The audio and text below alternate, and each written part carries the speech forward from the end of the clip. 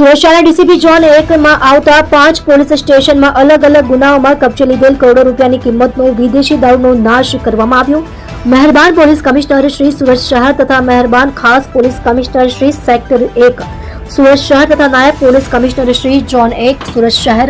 તથા મદદનીશ police commissioner Shri એ division Surat શહેર નાઓએ પોલીસ સ્ટેશનમાં દાખલ થતા દેશી વિદેશી દારૂના કેસોનો મુદ્દામાલનો કાયદાકીય રીતે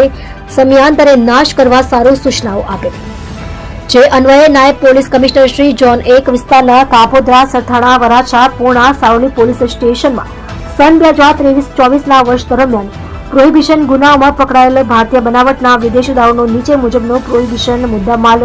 નાશ કરવા અંગેના સંબંધિત પોલીસ સ્ટેશનના નામદાર જ્યુડિશિયલ મેજિસ્ટ્રેટ શ્રી સુરત શહેરનાઓના હુકમ મેળવી તે હુકમના આધારે આજ રોજ તારીખ 20/11/2024ના કલાક 7:30 વાગ્યાથી રીવીજે ભંડારી નાયબ કલેક્ટર શ્રી